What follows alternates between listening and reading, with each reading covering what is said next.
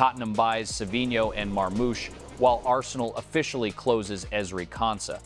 A total mental breakdown for Alvarez at Atletico, a harsh FIFA verdict for Argentina following the World Cup final, and the unexpected return of 46-year-old Ronaldinho to professional football. This is Half 2-4, bringing you the top stories of the hour. Just the facts? Let's jump right in. World football holds another stunning and romantic narrative. 46-year-old legend and Ballon d'Or winner Ronaldinho officially arrived in Italy to sign a contract with club Ravenna, which competes in the Italian third division.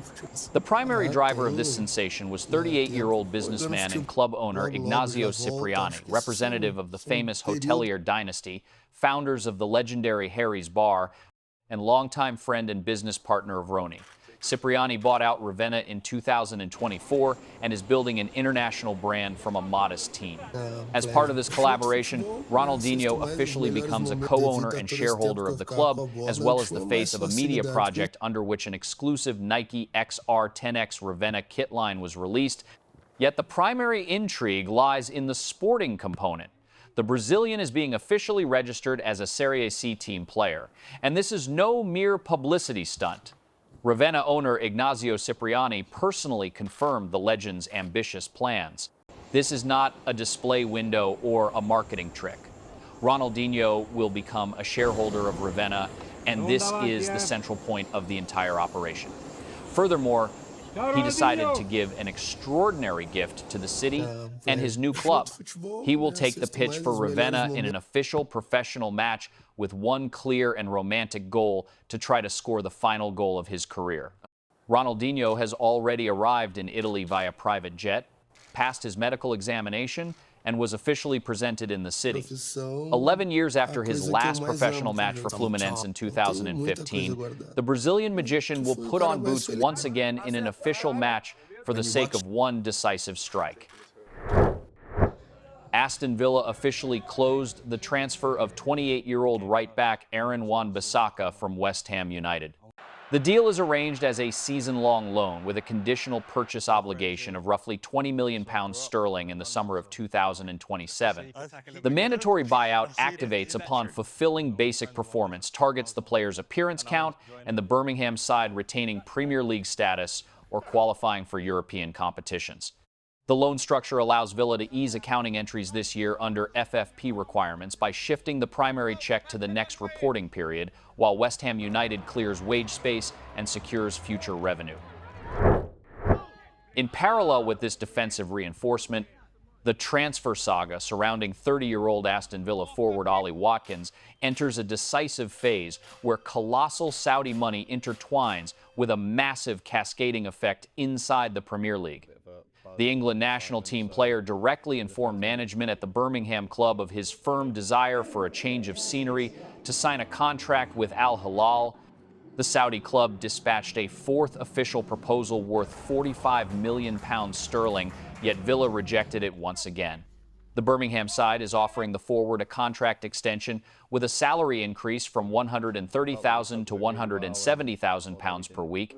However, Watkins firmly turns down all proposals from his home club. He wants to play in Saudi Arabia for a constant title fight. Actually, no. The real reason lies in a colossal financial leap. Al Hilal agreed personal terms with the striker at £350,000 to £400,000 sterling per week net, amounting to roughly £20 million per year. Considering the forward turns 31 in the autumn, this becomes the final massive contract of his career. Management at Aston Villa slapped on a £55 million price tag, though sources close to negotiations note both sides expect to settle at a compromise £50 million. For the Birmingham side, this represents the final opportunity to maximize returns on their aging leader. Villa head coach Unai Emery candidly acknowledged the problem at a press conference ahead of the season opener. We have offers for him. He is our player. I don't want to sell him, but everything can change. If it is a good option for him, a good option for the club, and I can find a replacement for him, this is normal transfer routine. We have an issue with this matter. The situation for Emery is complicated by the fact that backup Tammy Abraham suffered a groin injury, while newcomer Brian Maggio is also in the treatment room, leaving the squad at risk of having no nominal strikers. The primary and sole candidate to replace Watkins remains 25-year-old Chelsea forward Nicholas Jackson, with whom Emery worked productively at Villarreal. Chelsea demands £65 million for the Senegalese and considers exclusively a permanent sale with no loans. The Birmingham side plans to immediately redirect funds from the Saudis for Watkins toward buying out Jackson from the Londoners. Arsenal officially closed the transfer of 28-year-old England national team central defender Ezri Konsa from Aston Villa. The fixed compensation sum stood at £51 million sterling, with an additional £4 to £5 million structured in easily achievable bonuses, bringing the final check to £55 million. The player successfully passed his medical examination and signed a 4+1 contract, a deal running through June 2030, with an option for the Londoners to extend for an additional 12 months. The primary catalyst for this urgent reinforcement was a critical situation in the Gunners' defensive line. Mikel Arteta lost William Saliba for an extended period due to back injury complications, while Jurrien Timber continues recovering from a groin injury. Based on last season's metrics, Konsa led the Premier League in ground duel win percentage. His rare versatility, operating with equal quality at right central defender and right fullback, will grant Arsenal solidity during their title defense. The FIFA Disciplinary Committee issued an official and harsh verdict following the mass brawl that erupted right after the final whistle in the dramatic 2026 World Cup final between Spain and Argentina. National teams. The epicenter of the conflict was Argentine midfielder Leandro Paredes, who received the severe punishment of a 10-match suspension and a $90,000 personal fine. FIFA classified Paredes' actions as a direct physical assault. The midfielder grabbed Eric Garcia by the neck and later struck Gavi in the face. No less harshly punished was defender Nahuel Molina, a 7-match ban, and a $90,000 fine for attacking Rodri as match officials attempted to separate players. Punishment also reached the coaching staff.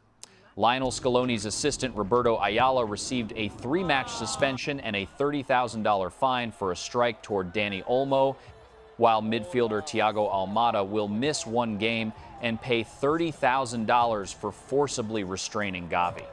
On the side of the newly crowned world champion Spain, only 19-year-old Gavi came under sanctions. Even though the Spaniard later urged FIFA not to punish Paredes, it did not stop the governing body from issuing the Barcelona midfielder a 1-match suspension and a $30,000 fine for instigating the brawl. Overall, the Argentine Football Association was fined an additional roughly €250,000 for severe disciplinary violations by its delegation. A key nuance of the ruling is that all suspensions apply exclusively to official national team matches.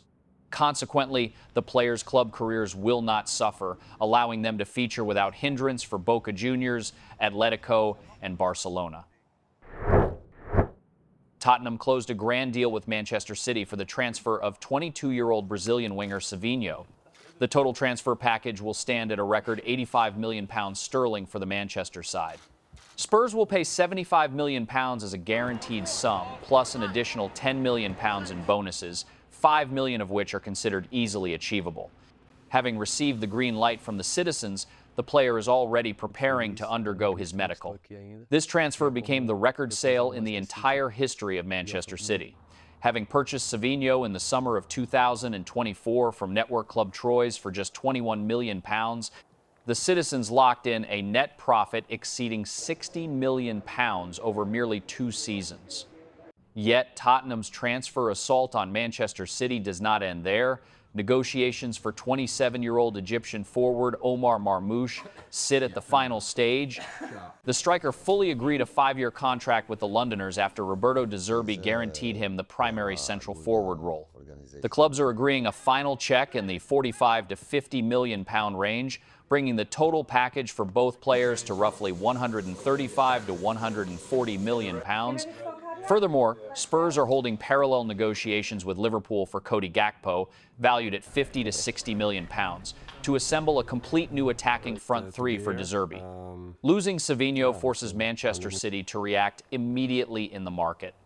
The citizens have accelerated talks for 22-year-old Brazilian Palmeiras winger Allen, expecting to structure a deal around 30 million pounds, while also preparing funds to buy out Enzo Fernandez from Chelsea and Ayub Buwadi from Lille. The transfer conflict surrounding 26-year-old Argentine forward Julian Alvarez reached a boiling point, turning into a true mental and career trial for the player. Madrid Atletico secured a 2-0 victory over Malaga on matchday 1 of La Liga, yet the main narrative unfolded in the stands at the Metropolitano. Alvarez was once again left out of the squad, while harsh insults directed at the forward echoed from the stands throughout the match. When a journalist at the post-match press conference asked Diego Simeone to comment on this hostile fan behavior, the Mattress Maker's head coach reacted in telling fashion, cynically refusing to defend his player. I'm very respectful toward our people. The Madrid club's behavior toward Alvarez increasingly resembles planned psychological destruction. The player grew tired of Simeone's tactics, where instead of playing a pure goal-scorer role, he is forced to execute a massive volume of hybrid work, dropping deep into defense, working the flanks in a 4-4-2 setup, or playing second fiddle to Alexander Sørloth. That is why Alvarez views Barcelona as the ideal environment to unlock his potential.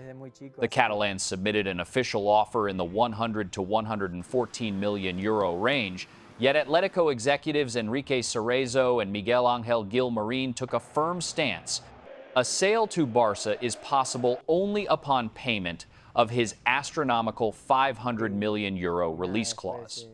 The Madrid side operates on the principle, if you don't want to play for us, we will break you mentally and ship you where we want, not where you want. Atletico has already opened doors to sell the Argentine to Arsenal or swap him for Victor Gyökeres. Madrid sporting director Mateu Alemany recently flew to London for direct dialogue with the Gunners. London head coach Mikel Arteta has long been a fan of Julian's play and personally calls the forward, attempting to convince him to change his mind. However, Alvarez resists this pressure and continues blocking a move to Arsenal as his sole goal and dream remains Barcelona. A complete deadlock has formed. Atletico firmly blocked Barcelona while the player resists Arsenal.